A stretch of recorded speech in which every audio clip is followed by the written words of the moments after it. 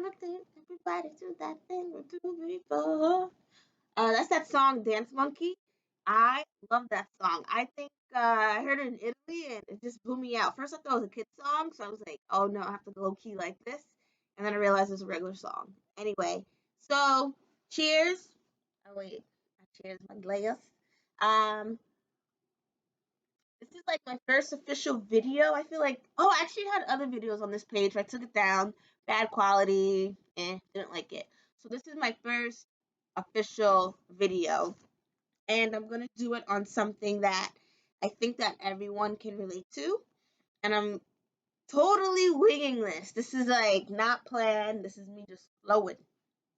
So there's this quote that goes, I now understand that real love does this thing where everything that is not love comes to the surface to be healed and released so that love can be lived. And I'm going to say it one more time, but quicker.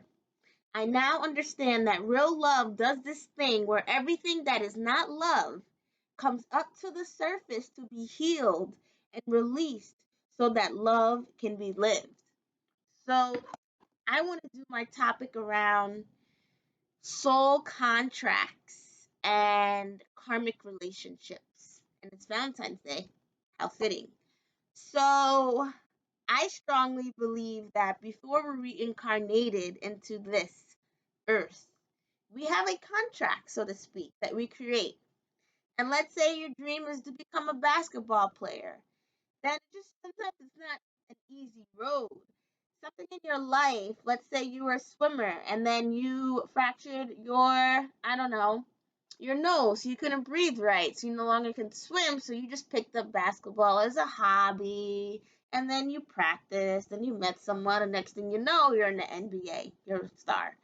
So that was just an example of how sometimes the contracts work. Sometimes it's more. You meet people, it's a lot more that can happen in it. But it just shows that lessons and hurdles and obstacles are put in your way to pave you where you're meant to be. And now, when you have that uh, soul contract with another person, aka a karmic relationship, that person is put in your life because you made that agreement before you came to this earth that this person was going to teach you something. So if you wanted true love, maybe this person was going to hurt you, so then you then would understand what love is and that you would feel it on a deep soul level. Because you can read it, you can feel it, you can put on makeup, and you can do all the tricks. But sometimes it takes that person to rock your foundation, completely destroy you, for you to pick your pieces back up and realize, okay, I get it, and that's what love is. And I want to go back to this quote where it says, I now understand that real love does this thing where everything that is not love comes up. So if you want love, you're going to understand pain. If you want happiness, you're going to understand grief. If you want prosperity, you're going to understand poverty, right? And it just goes to show that everything in life is a balance.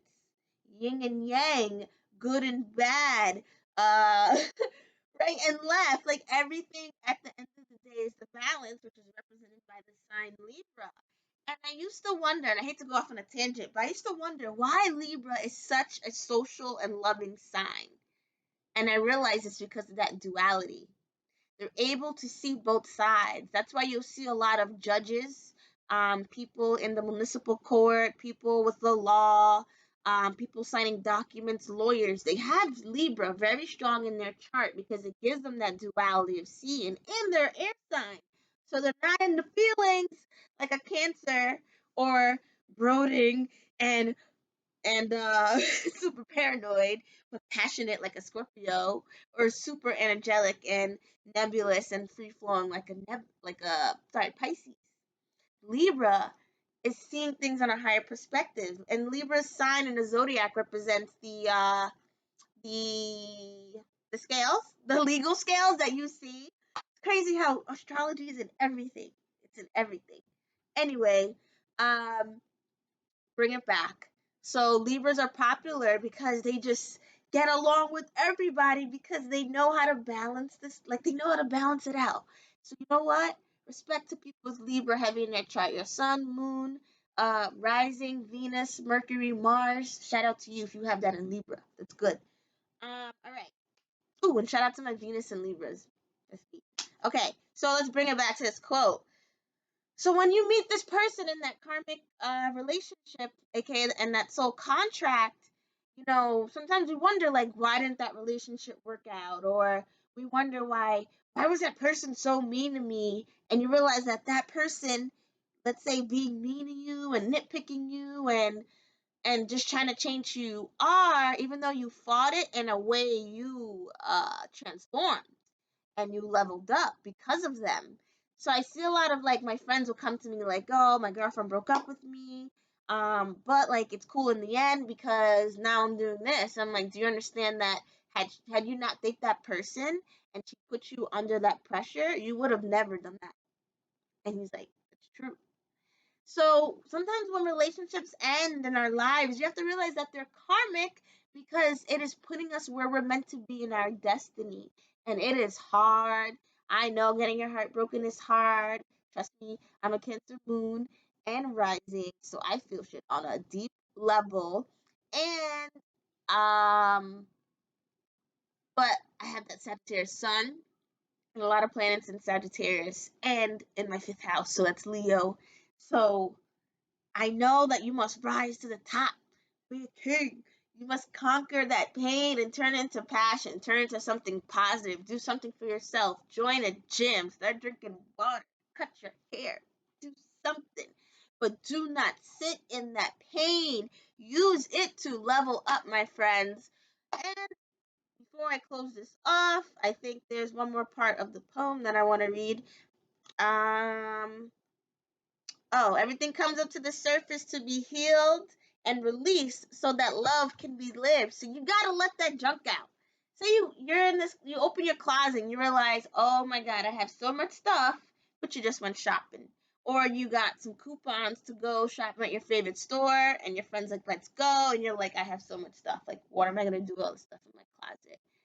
And you give something away, you donate that, throw it away, it's ripped, and clean out, and you have all the space. So now you take the new clothes and you put it in there, and you're like, wow, that was like a really, really low version, like low level version of my explanation. But yes, you need to let out the bats out the closet, everything out. That 12th house. No, when you meet someone that's like a soulmate karmic relationship deal, see what's going on in your 12th house. Check the transit that's going on in your 12th house, as well as when you do the synastry chart, which is taking their chart, birth chart, and your birth chart and laying on top of each other.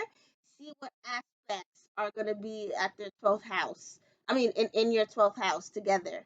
Sorry, composite. See what's going on in that 12th house.